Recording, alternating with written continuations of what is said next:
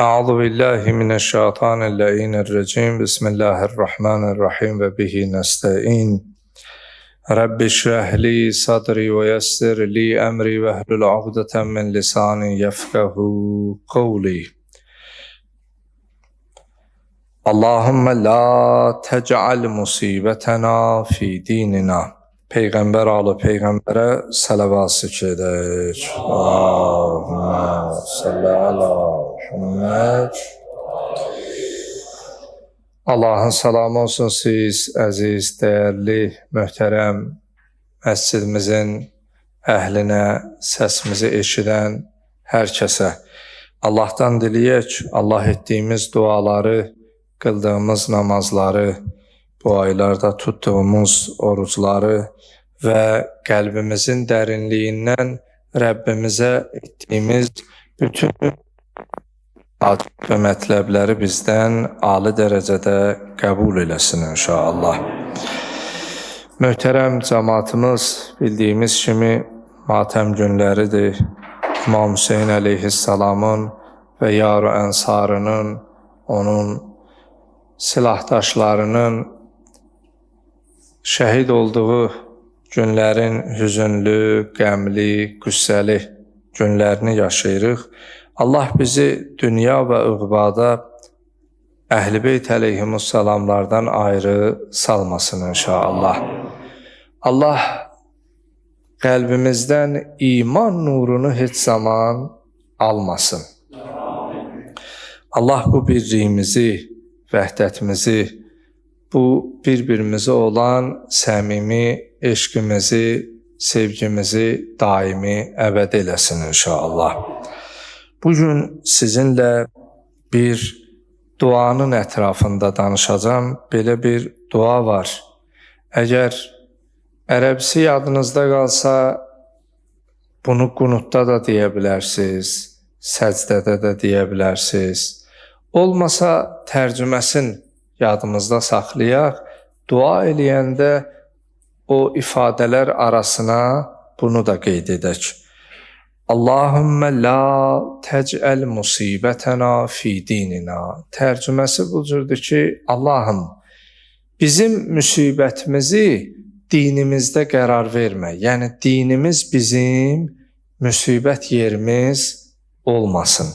Təbii ki, insan bu həyatda yenişli, yoxuşlu, dərəli, təpəli həyatda çətinliklər də görür, qəm, qüssə, kədərlə də qarşılaşır. İnsan yaşa dolduqca, həyat təcrübəsi artdıqca dünyaya baxış bucağı fərqli olur, baxış fikirləri fərqli olur. Biraz yaşa dolanda görürsən ki, cavanlığında elə şeylərə emosional reaksiya vermirsən ki, amma indi səbirlə, təmkinlə onun üstündən keçirsən. Baxırsan, xırda bir şey o qədər böyütmüsən. Məsələn, dostla küsül olmuşsan, xanım rəfiqəsi ilə küsüb, ata oğlundan, qardaş qardaşı ilə.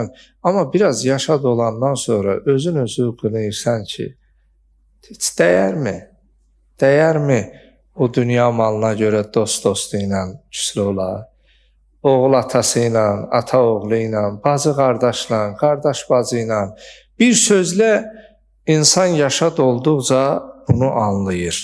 Və əqidə məsələsi, etiqad məsələsi ən önəmli məsələlərdən biridir. Dua qısa tərcüməsi budur ki, Allahım, bizim müsibətimizi dinimizdə qərar vermə. Yəni, dinimizi bizim müsibət yerimiz qərar vermə. İndi ümumilikdə biz baxmış olsaq, bizim nəfsimiz, bu haqda biz öncəki söhbətlərimizdə danışmışdıq. Mən biraz bu söhbətdə çalışacağım elə özümüz barəsində. Yəni, bu danışdığımızı elə hamımız özümüz bunun iştirakçısı kimi təsəvvür etmiş olsaq, o zaman mövzunu daha səmimi anlamış olacaq. Bizim iç dünyamızda bizim nəfsi əmmarə deyir, bizi pisliyə dəvət eləyən, Nəfsi ləvvamə var, o insanın vicdanıdır. İnsanı danlayan nəfs.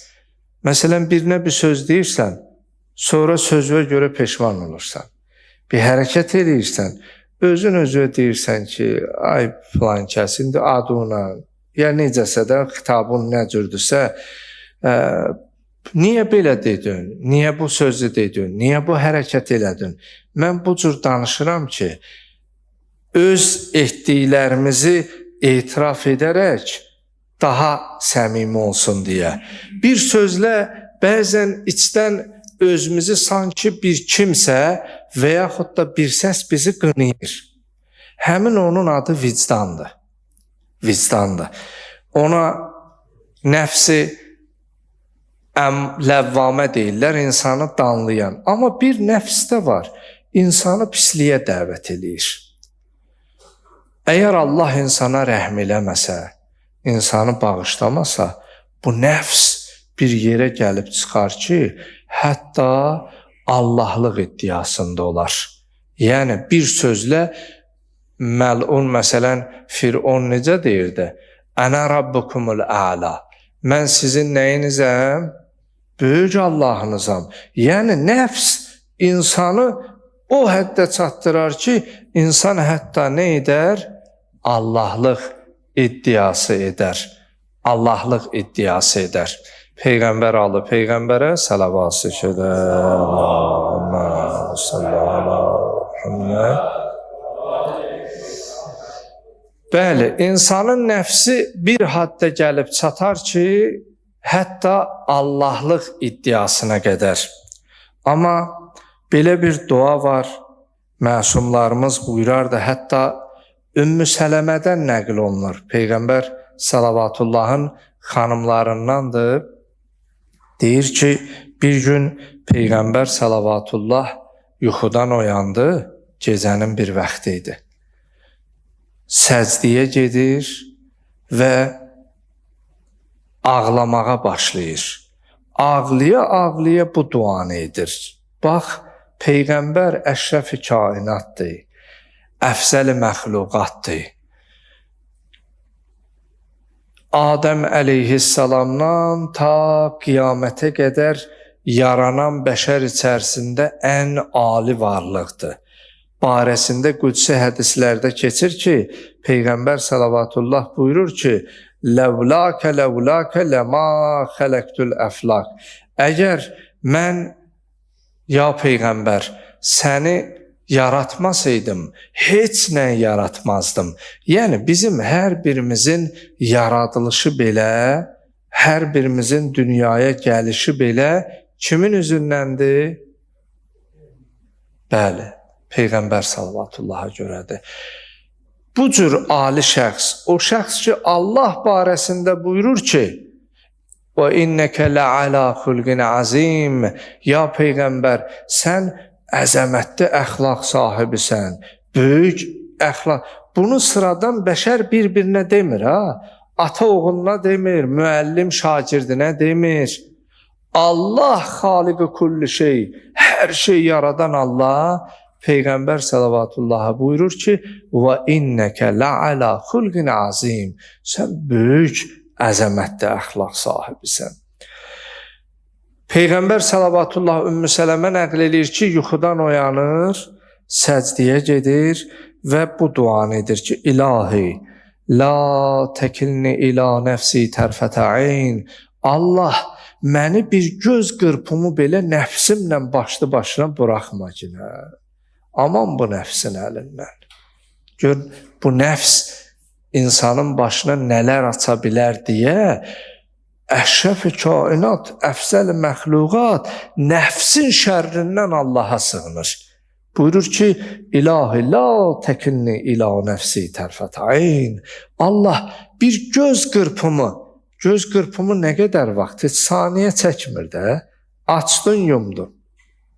Deyir, Allah, o gözümü qırpıb açacağım qədər məni nəfsimlə başlı başına buraxma. İndi gəlin özümüzə qaydaq və bu duanı da yadımızda saxlayaq. Görək, biz nəfsimizlə başlı başına nə qədər qalmışıq? Bu nəfs ki, cavanlıqda bizi rahat buraxmayıb, indi saçımız, saqqalımız ağaran vaxtda, yaşı 40-ımızı keçəndən sonra yenə mi bizimlədir? Yoxsa bizimlə deyil, cavanlı, qocalı, qadınlı, kişili bu barədə düşünmüş olsaq, səmimi etiraf eləsək, hələ də nəfs bizim peşimizi buraxmayıb. Hələ də görürsən, ibadət əhli olsun da, ibadətdə əldə etdiyin savabı bir yolla istəyirsən əlindən alsın. Məsələn, məscidin bəzən heç içindən çıxmamış, məscidin içərisində elə qazandığı bəzilərindən elə burada alır. Bəzilərindən məscidin həyətində alır, heç kandarına buraxmır.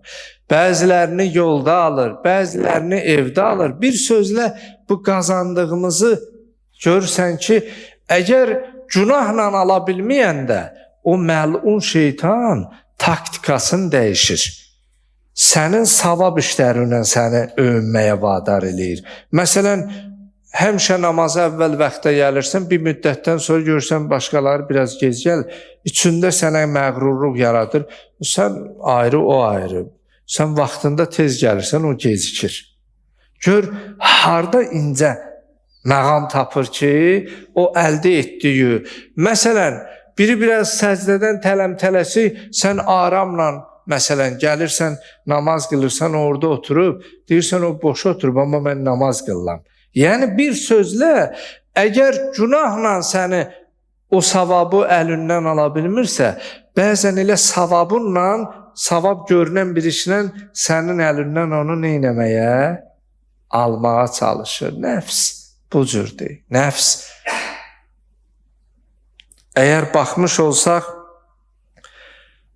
məcazi mənada, bahar fəslində sən əgər o əməllər etməliydin, eləməmisənsə, payızda onu qəza etmək əvəzinə yenə xəzantəki elə əməllərindən qalmırsan.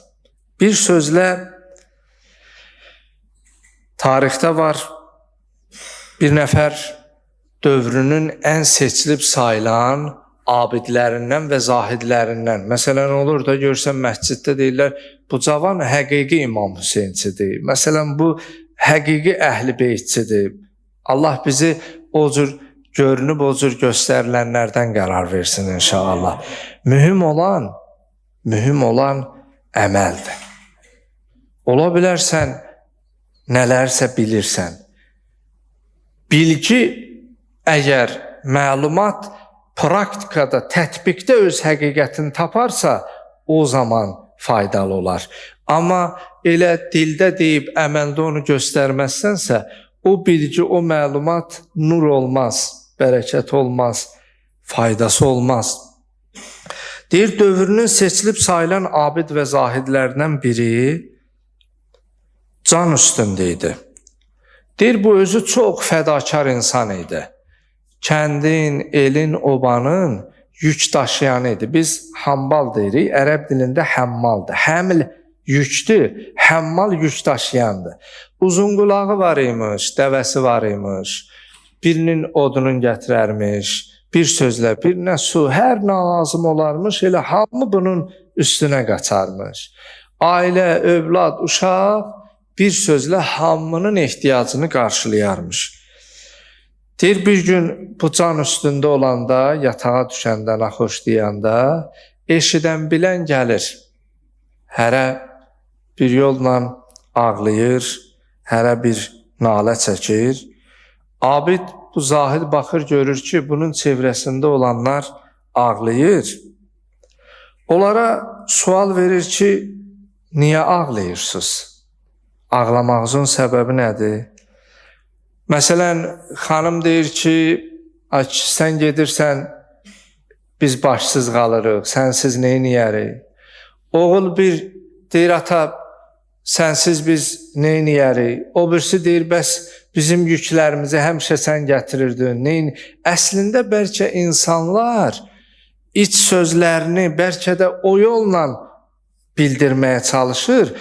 Amma hərə bir söz deyir, bu abid baxır, görür ki, əslində xanım özü üçün ağlayır, uşaq özü üçün ağlayır. Kimlərin ki yükünü daşıyıb, hərə bir sözlə onun üçün ağlayır. Heç bunun üçün ağlayan yoxdur. Və orada başa düşür, deyir ki, əslində düzdür, siz mənim ətrafıma yığışıb ağlayırsınız, ağlaşırsınız, vay, ahınalı eləyirsiniz. Amma əslində sizin heç biriniz mənə görə yox, hamınız elə özünüzə görə, öz gününüzə görə ağlayırsınız. Heç məndən soruşan yoxdur ki, bu aləmdən o aləmə gedirsən, nə edəcəksən? Səndən orada xəbər alsalar, bu əməllərin qarşılığında sorğu-sual eləsələr, necə cavab verəcəksən? Odur ki, tarixdə yazırlar, Əbu Zər Qəffari rəhmətullahi əleyh Peyğəmbər salavatullahın o sadiq səhabələrindən olub. Çox Peyğəmbər salavatullaha hətta o qədər sevgisi, eşqi, məhəbbət olub, hətta döyüşlərin birində bir dəfə biraz naxoş idi. İndi kimi telefon əlaqələri yoxdur ki, gəlirsən, gəlmirsən, hardasan, qrup yaradasan, kim gəlir, kim gəlmir. Sahabələr yığışır, amma Əbu Zər Qəffari orada olmur. Hətta sahabələrin içərisindən bəziləri o nifaq əhli o qədər Peyğəmbəri görüb Peyğəmbərdən sonra ona üzü ağ çıxanlar olub. İmam Əli əleyhissalamın yanında olub, amma sonra qılıncını qınından İmam Hüseynə qarşı qaldıranlar olub. Vaxt olsa bu xütbənin sonunda nəfslə bağlıdır deyə, nəfs insanı hardan hara aparar, ona toxunacam bir neçəsinə. Əbu Zər Qəffari biraz gecikir. İçərilərindən deyirlər ki, ya Rasulallah, gördün də bu da Əbu Zər gəlmədi, müharibəyə qatılmadı. Amma Əbu Zər Qəffarinin halından kiminsə xəbəri yox ki, o naxoşdur. Bəzən görürsən ki, birinin halını bilmədən insanlar onu qınamağa başlayır. Məsələn, telefonuna zəng çatmayanda dərhal bəd düşünür. Bəlkə telefonun elementi bitib, şarjı bitib. Ola bilər, bəlkə başına elə bir hadisə gəlib, məsələn də telefonu suya düşüb. Bir sözlə biz onun yaxşı tərəfini, narahat tərəfini yox, dərhal o pis tərəfə. Onu da eləyən nəfsdir, insanın bu nəfsidir, vadar eləyir o pisliyə. Deyir, Əbu Zər Qəffari gəlir, amma qoşun gedib.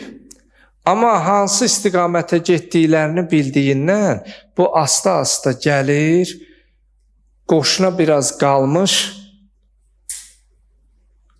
huşdan gedir, taqətdən gedir, yıxılır. Kənardan bunu görürlər, gətirirlər, üzünə su, əlinə su vurub ayıldırlar və su təklif eləyirlər içməyə, içmir. Suyu özü ilə götürür, Peyğəmbər salavatullaha çatanda suyu Peyğəmbərə təklif eləyir. Deyir, bu yolu Peyğəmbər də gəlib, ola bilər o daha susuz olsun. Və orada gecikmə səbəbini deyir ki, ya Rasulallah, mən halsız olduğumdan sizlə qatıla bilmədim, amma biraz özümə güc toparladım ki, Peyğəmbər gedə mən qalam, vicdanım buna yol vermədi. Baxın, həmin o şəxslər ki, gecikdiyinə görə bu müharibədən boyun qaçırdı, qatılmır deyə, görün nəfs insanı necə bir yerdə. Əbu Zər Qəffari bir gün deyir, gəlir övladına nəsihətlər edir, hətta bir vaxt gəlir, oğlu özü sağ ikən dünyasını dəyişir. Allah heç bir atıya, anıya övlad dağı yaşatmasın, çəkdirməsin. Gəlir oğlunun qəbri üstünə, oğluna deyir ki, oğlum, mən səndən razıyam, Allah da səndən razı qalsın. Mən bir ata olaraq səndən razı qalmışam və Allahdan da istəyirəm ki, o da səndən razı qalsın. Çünki mən narahatam ki, sən orada qəbirdə nə edirsən? Sənə sual verəndə necə cavab verirsən? Yəni, orada onun halına yanır. onun halına narahatdır ki, və hətta orada buyurur ki, mən bilmirəm ki, o iki mələk gələndə, Nəkir və Münkir gələndə sən verilən suallara necə cavab verdin? Necə o sualları cavabladın? Bir sözlə Əmirül Müminin Əli əleyhissalam Kumeyl duasında öz aşiqlərinə, tərəfdarlarına, şiələrinə bu təlimləri verib ki, bəzən insan günah eləyə bilər. Amma günahı ilə yanaşı insan üzrxahlığı bacarmalıdır. İnsanın üzrxahlığı o etdiyi hərəkətdən keçəcək edilməsinə səbəb olar, tərəfi yumşaldar və orada buyurur ki, heç olmasa üzrxahlıq eləyəndə, üzrü etiraf eləyəndə dürüst ol, düz ol. Zaten sənin qəlbi Allah da, bəzən görürsən birinə deyirlər, üz-üzdən utanmır, gedir üzrxahlıq eləyir, dildə deyir, amma qəlbən onu etiraf eləmir. İmam Əli əleyhissalam buyurur ki, ən azı heç olmasa üzrxahlığında belə səmimi ol, etirafı səmimi elə, canı dildən. Və orada bu kəlmələri qeyd edir ki, buyurur, bəzən ola bilər ki, insan üzrxahlığında belə yalan desin. Etirafını belə düzgün deməsin. Bu kəlamlar keçir. وَقَدْ أَتَيْتُكَ يَا إِلَٰهِ بَعْدَ تَقْصِيرِي وَإِسْرَافِ عَلَى نَفْسِي مُعْتَزِرًا نَادِمًا. Ay mənim Allahım, mən gəlmişəm sənin qapıva, qaçmamışam.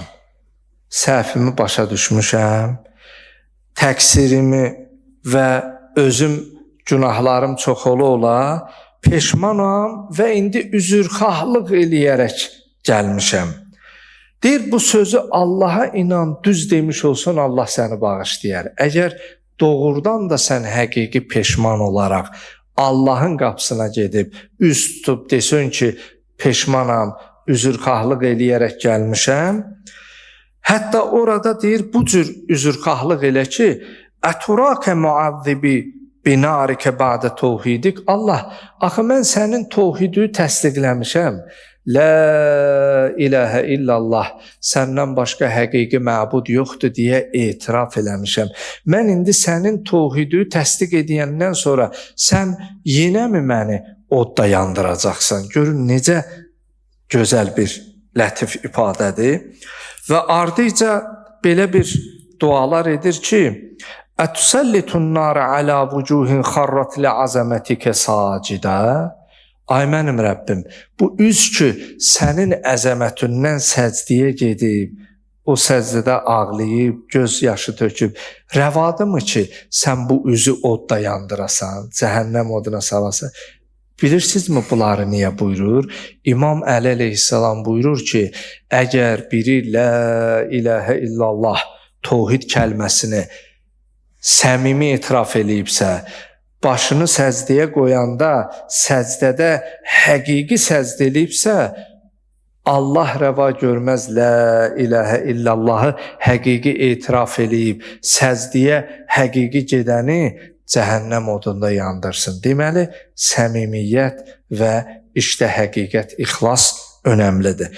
وَعَلَى أَلْسُنٍ نَتَقَتْ بِتَوْحِيدِكَ صَادِقَةً. Allah o dil ki, la ilahə illallah sənin tevhidi təsdiqləyib. Rəvadı mı bu dili cəhənnəm odunda yandırasın? Gör Allahla necə da. Bu bilirsinizmi? Səmimi etirafdır. Səmimi etirafdır. Yəni Allah, mən ki var həqiqətimlə la ilahə illallah demişəm. İmam Əli əleyhissalam ona görə buyurur ki, etirafınızda səmimi olun, etirafınızda əsla yalan qatqısı olmasın. Bir sözlə, əgər biz fikir etmiş olsaq, bu aləmdən biz gedəcəyik hara? Qəbrə. Qəbr, bu ölüm, can vermə onun ən ilkin mərhələsidir də. Can verən anda heç kim insana yardımcı ola bilmir. yanında bütün doğmaların da olsa, bir sağa baxırsan, bir sola baxırsan, hətta o axır anlarda bəzən görürsən ki, 40 neçə gün, məsələn də, adam nə danışır, yemək yemir. Mən şahid olmuşam ta 9 yaşından ki, bu məclislərdə dini ortamdayam. Bir dəfə bir 49 gün idi, ancaq pambıqla su damızdırırdılar ağzına. Adam Allah yaşadanda yaşadır, can verəndə verir. Yəni, ancaq pambıqla su damızdırırdılar. Bir sözlə elə hey gözü gəzir. Oturmuşsan, sanki gözü ilə sənə nəsə demək istəyir, amma başa düşmürsən. Başa düşsən də belə, o anda ona yar və yardımcı ola bilmirsən. Bir o anı düşünmüş olsaq, bu nəfs ki, tuğyan eləyir, bəzən eləsini gücü çaşdırır bu dünyada, azdırır. Bəzisinin vəzifəsi hərə bir şeylə pul, para, güc, qüvvət. Amma o can verən an, o ölümün ilk anıdır. İnsan düşünəndə ki, onu qəbrə qoyur, heç kim ondan qəbrə girmir. Ata oğlunu, oğul atasını, hamı çəkilib gedir. Amma qəbirdə tək tənha qalırsan. Bir düşünsək ki, biz bu aləmdən o aləmə gedirik və iki mələk bizim əməllərimizdən sorğu-sual olunaraq ki, gələcək. Allah o anımızı bizə asan eləsin. Qəbir əzabı qaçılmazdır. Hətta Peyğəmbər Salavatullahın səhabələrindən Məaz, Allah bütün şəhidlərə rəhmət eləsin, o səhabi idi ki, İslam ordusunda döyüşlərin birində ayağından yara almışdı və elə o yarı ilə də dünyasını dəyişir. Peyğəmbər Salavatullah onun təşrih cənazəsində özü iştirak eləyib. Biz tabut deyirik, ərəblər tərbiyə, 4 tərəfdən yapışmaq. Peyğəmbər onun tabutundan, başa düşdüyümüz formada deyirəm, onun cənazəsində iştirak edib. Hətta buyurub ki, yerin göyün məsafəsi qədər mələklər Məazın təşrih cənazəsində iştirak. Görün, necə bir əzəmətdir səhabə. Peyğəmbər Salavatullah qəbrə özü qoyub, duasını özü oxuyub, amma elə ki, torpağı üstünə verdilər, qəbrin üstünü örtdülər, orada dayanıb dua eləyəndə gördülər, Peyğəmbər Salavatullahın rəngi dəyişdi.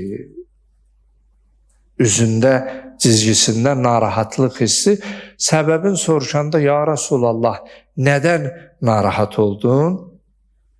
Buyurdu ki, qəbrin Məazı necə sıxdığını gördüm və şahid oldum, hiss etdim. Təsəvvür edin, bir anlıq öz şəxsimə deyirəm. Adam düşünür ki, bizim namazımızı Peyğəmbər qılmayacaq. Bizim təşrih cənazəmizdə Peyğəmbər Salavatullah iştirak eləməyəcək. İslam ordusunda iştirakçı, İslam şəhidi və s. Amma qəbr əzabından qurtulmayıb. Peyğəmbər Salavatullahdan soruşurlar ki, bəs səbəb nə idi? Niyə qəbir Məazı? Buyurdu, Məazın əməlləri gözəl, çox gözəl, amma ailəsinə qarşı çox tünd xasiyyət idi, çox incidərdi uşaqları, ailəsini. Onun ilk əzabı qəbr əzabıdır.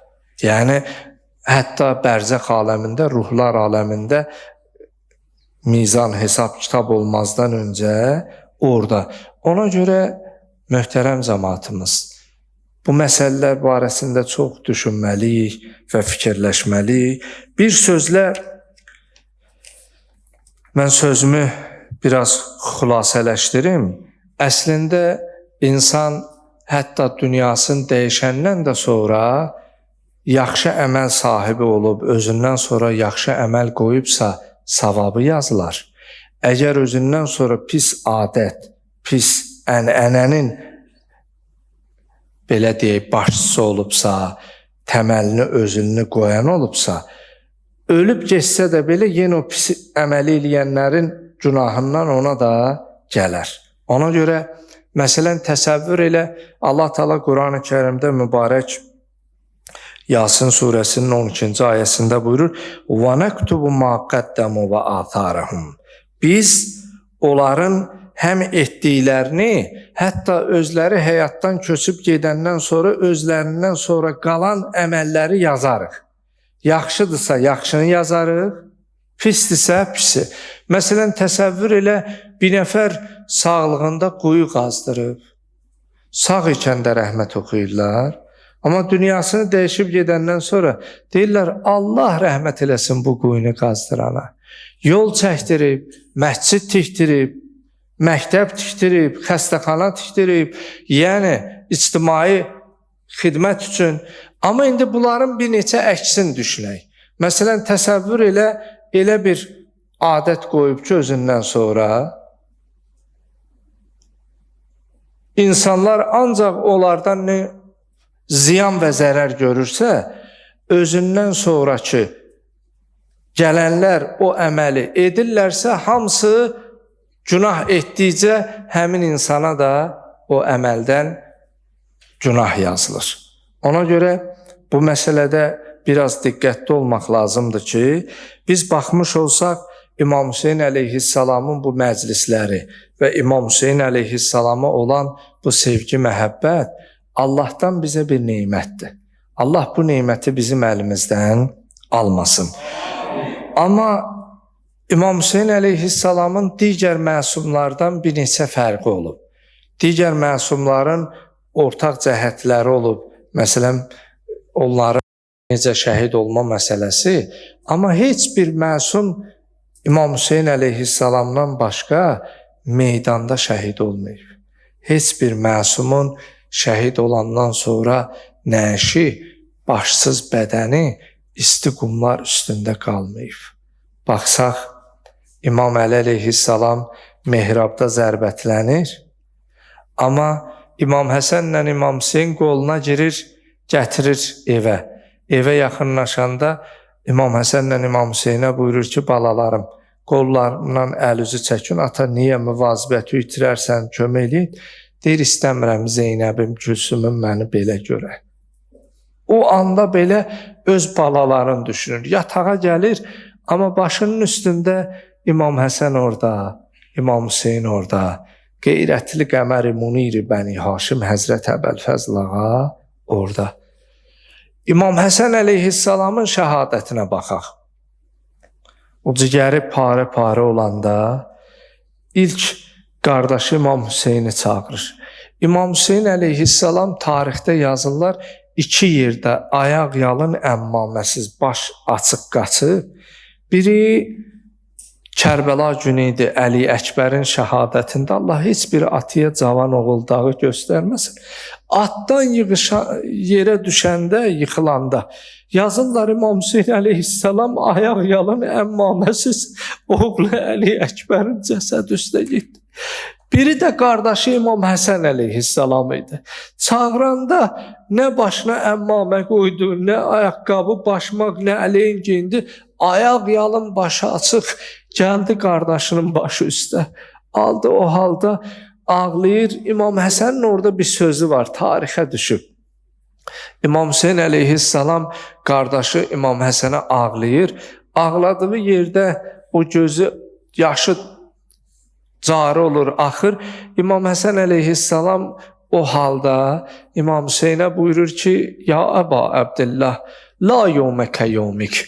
Qardaş Hüseyin, sənin günüyə gün çatmaz, sən ağlama. Buyurur, niyə? Deyir ki, mən can verirəm, mənim başım üstündə sən varsan, amma sən can verəndə bizdən heç birimiz sənin başının üstə olmaz.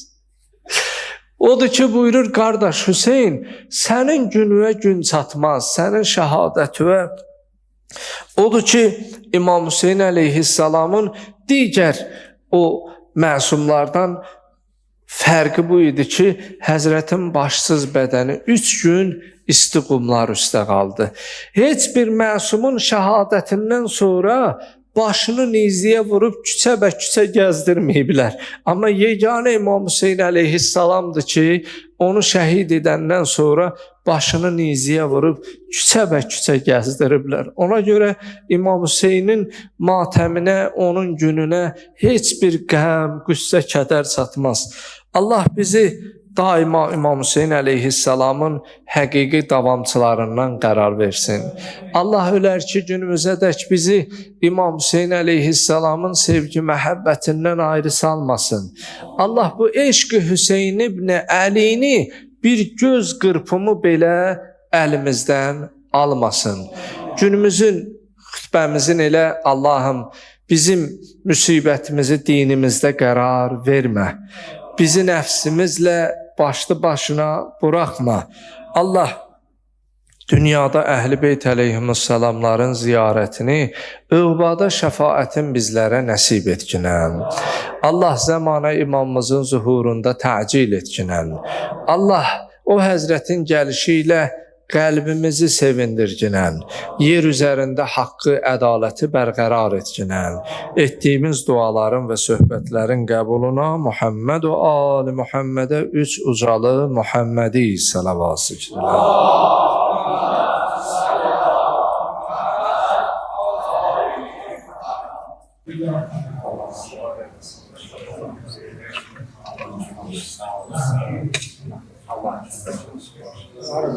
Bir kardeşimiz hastası var, iltiması dua edip onun tezlikle sağlanmasından büyük selavat olsun.